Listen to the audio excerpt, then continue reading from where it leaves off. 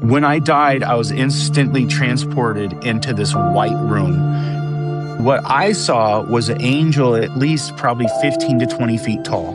He opens this book and literally starts listing every single. And I'll never forget when he bent down and grabbed me and picked me up. And he looked at me in the face and he had fire in his eyes. I'll never forget this, what God said. I have a message for my people that you need to give them. And the message is, on the way to the hospital, my dad said, look, Nathaniel, you are going to impact millions for Christ. And I'm like, Dad, you are crazy. I'm dead. Like, I am dying. What are you talking about? And so we get into the hospital. I go to the hospital and they rush me into ICU. And then I think it was like a day or two later, that's when I went into a diabetic coma. And so being in a coma, there's nothing there. It's just complete, utter darkness. There's nothing you can do about it. You're just laying there trapped in your body and there's nothing going on. And then I died. Were you, Go ahead. So, sorry to interrupt. Were you conscious at all during this experience? So you were, when you were in a coma, you were aware of your surroundings. You were conscious, but you couldn't feel it. When you're in a coma, you're gone. Like, you're done. There's nothing there. It's complete, utter darkness. There's nothing there at all. Okay. Is it like being asleep? Yes, it's like being asleep. Okay. But the problem is I could feel the pain, but you can't wake up. Like, I could feel my body hurting, but I couldn't. It was like I just wasn't there. There was nothing I could do. Wow. And so then I passed away at 6:30, and it was the most amazing experience ever. And when I died, I was instantly transported into this white room. And the white is the only word we have to explain it. It's like a white, though, that you've never seen. It was almost like there was so much clarity in the white room.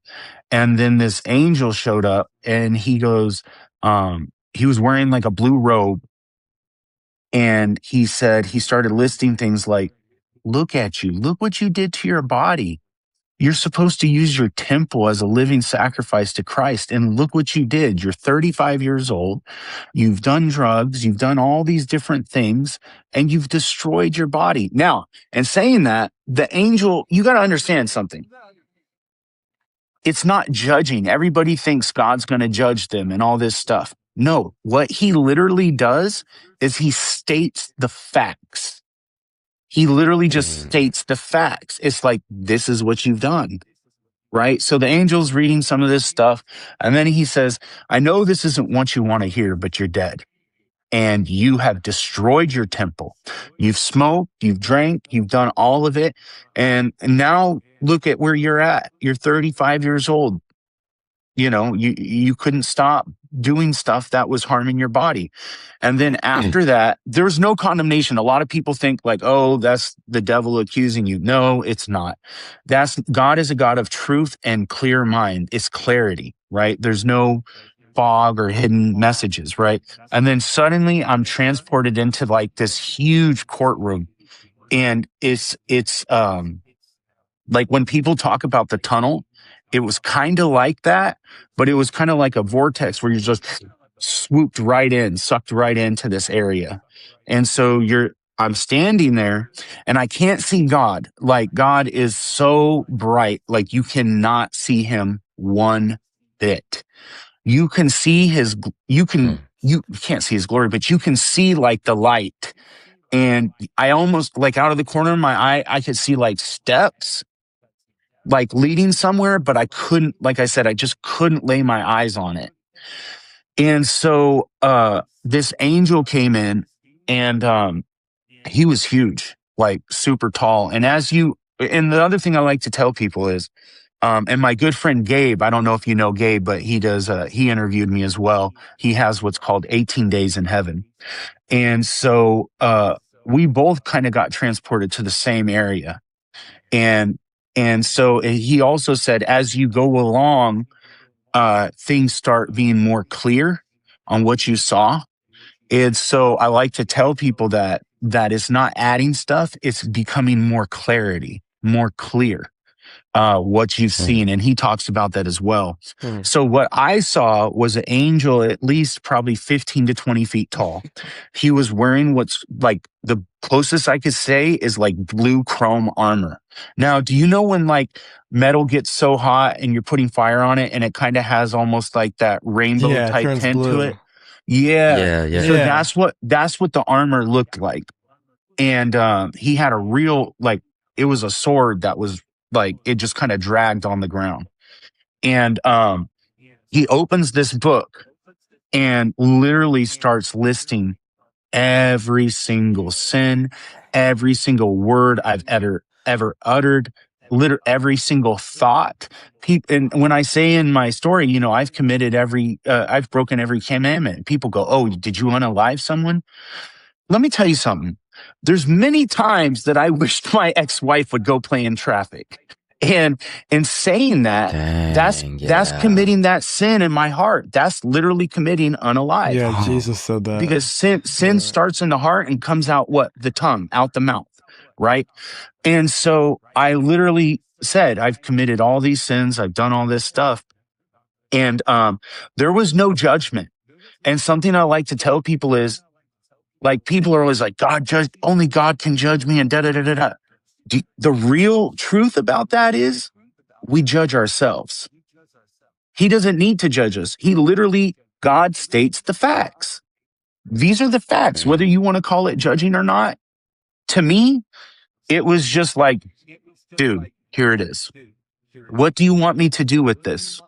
Look at all the stuff you did, right? But there was no condemnation. I want to make sure I say that clear. It was stating the facts. But here's the thing. I knew I was going to meet Jesus. I was so excited. Even when they were reading these things, I hung my head in disgust about the things that I had done.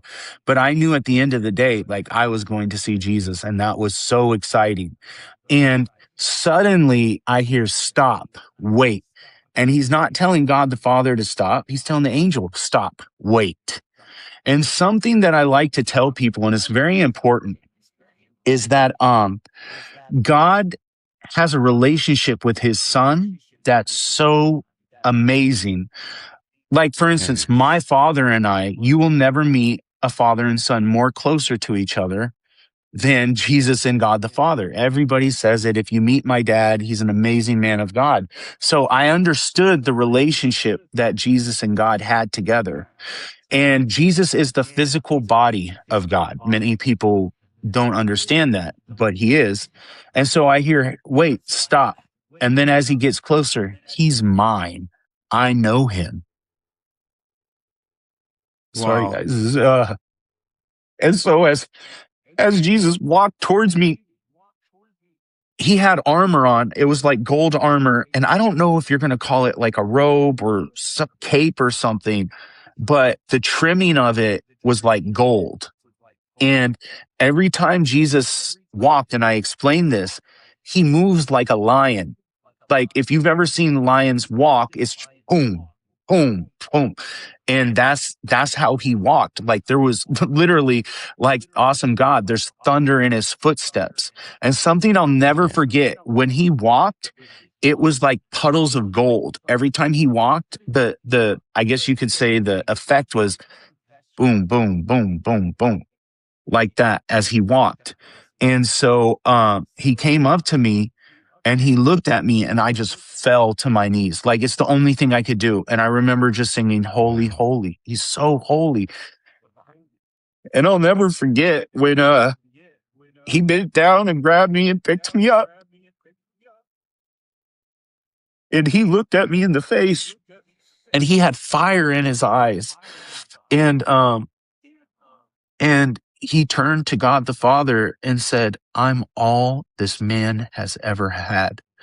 I was taken advantage of. I'm not going to go into words, but I was taken advantage of between the ages of 6 up till like the end of my 8th, up till the beginning of my 8th birthday. And I was really abused in a certain way where kids should never be abused in.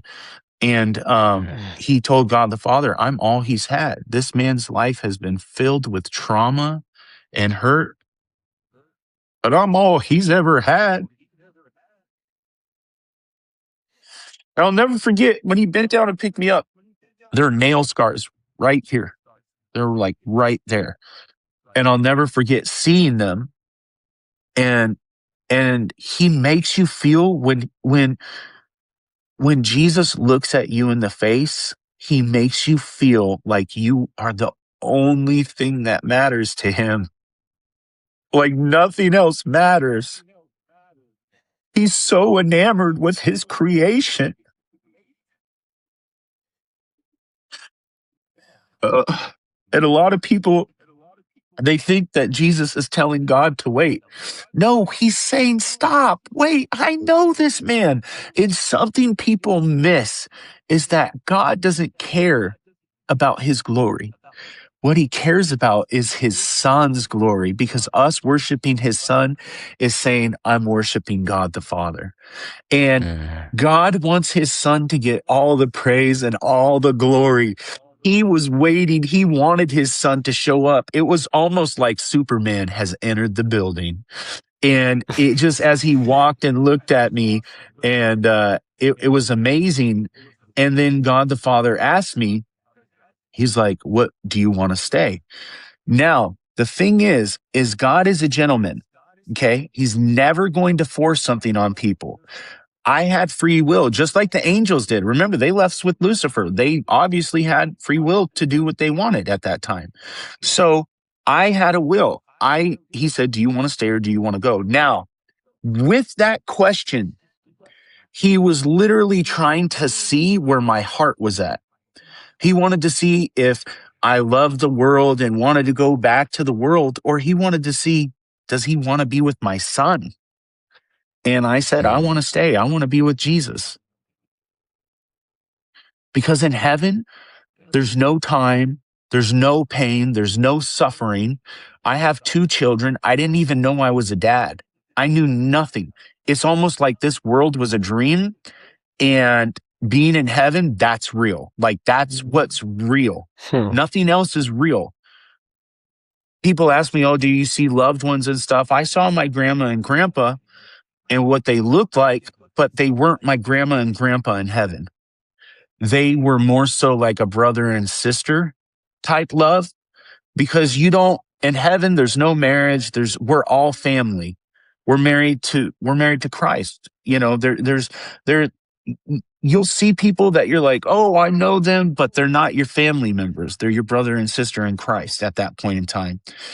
And so I said, I want to stay with Jesus. I want to stay here. And during that time, I'll give a little backstory on that. My dad sent me a text message and said, Nathaniel, if you're thinking about dying, fight. The kids need you. And I'm a full-time single father. My son is autistic, and I have a little girl, and there's no manual for stuff like that, but those children needed me. I'm the only Jesus those kids see. And I have them full time. And so when I woke up, that's the text message that I received. But I said, I want to stay with Jesus. I want to stay here. And I was literally surrendering my will to whatever is best for this situation. But I want to be with Jesus, but I'm willing to do whatever it takes to obey him and what he wants. And so he said, you have to go back. And then God said, I'll never forget this, what God said. I have a message for my people that you need to give them. And the message is, if you like this video, consider checking out the full-length episode that'll be on our channel. If this is your first time coming across the Pursuit of Purpose podcast, welcome. We are happy that you are here. If you like, you can hit subscribe or follow us on Spotify. That would help us out, build this show up so that our message can get to as many people as possible. Thank you so much for being here. We love you. God bless.